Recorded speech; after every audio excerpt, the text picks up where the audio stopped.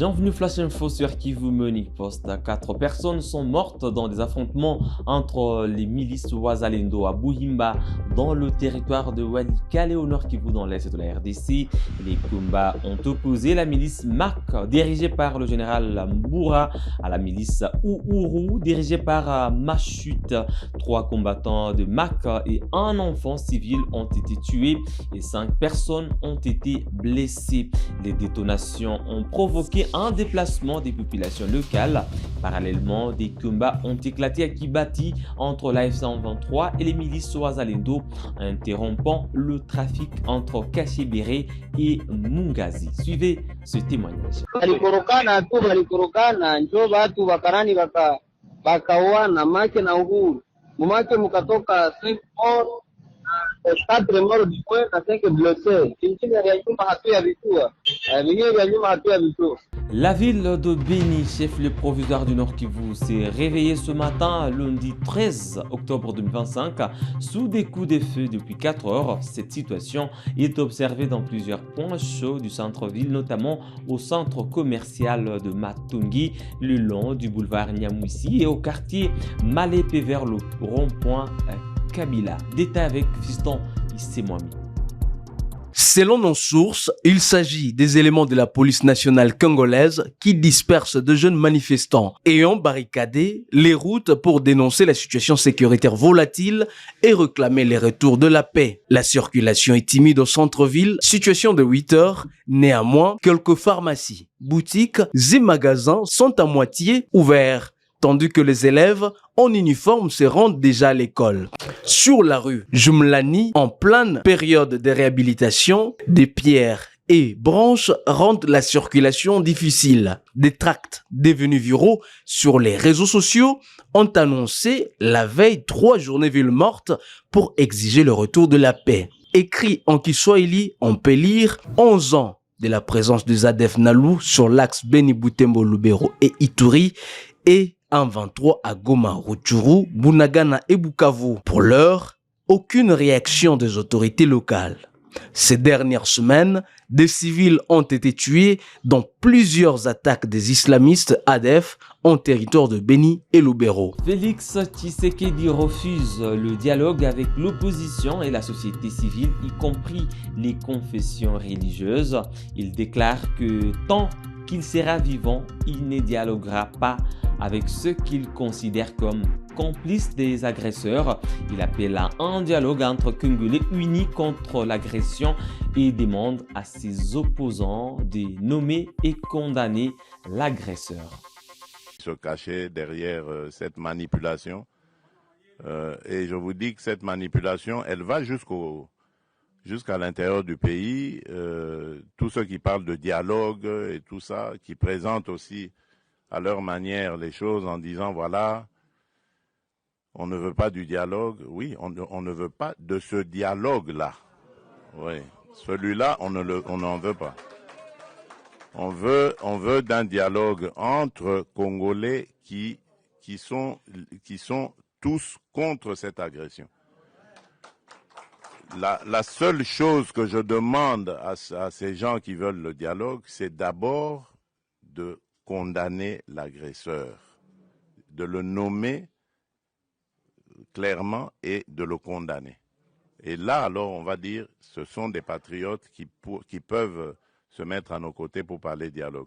On ne parle pas dialogue avec des émissaires des agresseurs, qui d'ailleurs, quand ils arrivent à la table des discussions, parlent que d'intérêt des agresseurs. Ils ne parlent pas d'intérêt des intérêts des Congolais.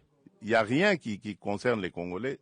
Tout est tourné sur comment est-ce que on va. Alors ça, moi j'ai dit, ça n'arrivera plus. En tout cas, à moins qu'on me dégomme, on me tue. Mais tant que je serai vivant, ça n'arrivera pas.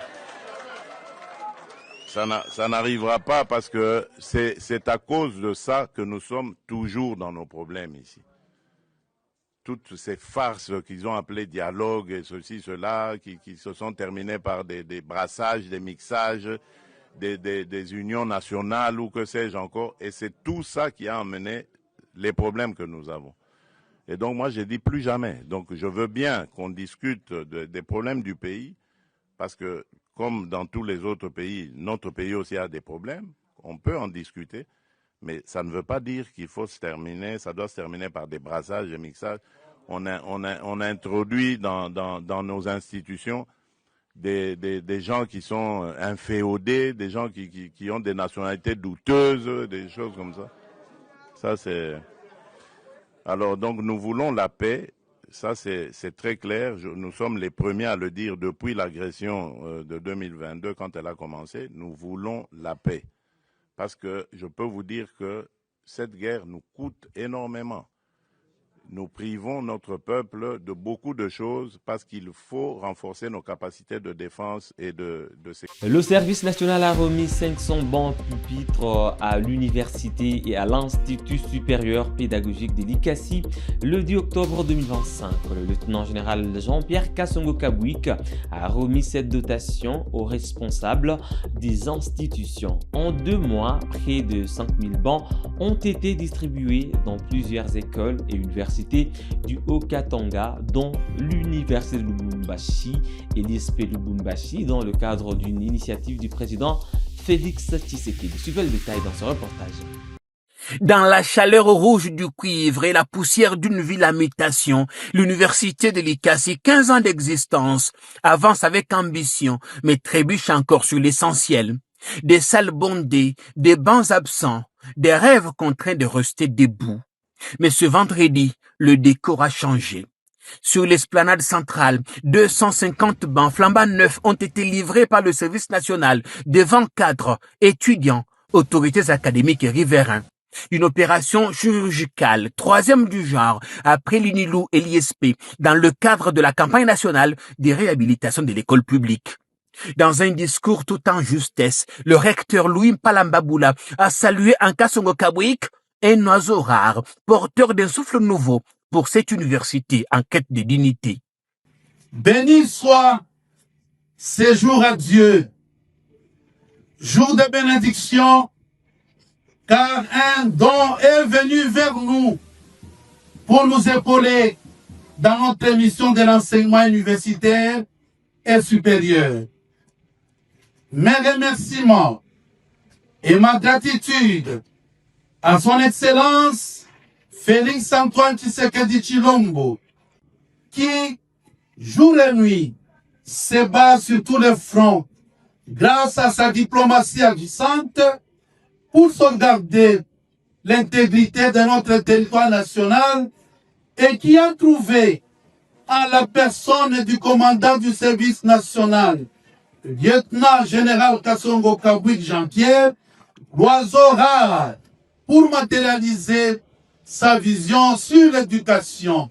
Un discours magistral comme sait si bien le faire un professeur ordinaire. Face à lui, le général 3 étoiles, fidèle à sa méthode, moins de mots, plus d'actes. Il a réaffirmé l'inspiration du président Félix Tshisekedi, père de la campagne, pas d'école ni université publique sans banc, dont le service national est un instrument d'exécution, discret et redoutablement efficace.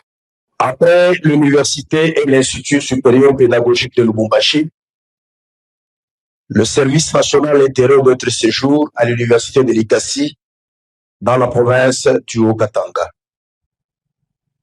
C'est sur instruction stricte et à l'exécution de l'ordre du commandant suprême des forces armées de la République démocratique du Congo, de la police nationale congolaise et du service national, que le service national vient doter en banc pupitre les établissements d'enseignement supérieur et universitaire, ainsi que de l'enseignement primaire et secondaire du Grand Katanga.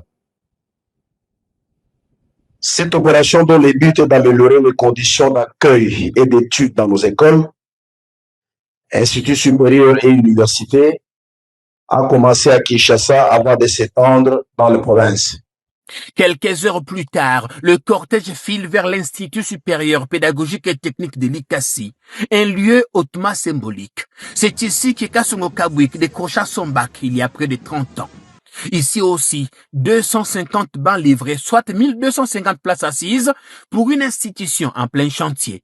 Ces 250 bancs d'une capacité d'accueil de 1250 places permettront à nos étudiantes et étudiants d'étudier dans des conditions confortables, en étant assis, bien que la révolution numérique détache les humains de l'appartenance à un son, à un locatif et à un collectif, dans un auditoire ou un amphithéâtre. Plus qu'un geste logistique, c'est un acte fort. Un banc ici, c'est une justice rendue. Une place assise, c'est une dette de la République honorée. En somme, en l'espace de 2 mois, le service national a livré près de 5000 bancs aux écoles et universités publiques du Haut-Katanga. Une offensive sociale silencieuse, mais largement déterminante. Madame, Monsieur, c'est tout pour le Flash Info de ce lundi 13 octobre 2025 sur Kivu Morning Post. Merci de nous avoir choisis pour bien démarrer votre semaine. On se fixe un nouveau rendez-vous d'actualité. À très bientôt.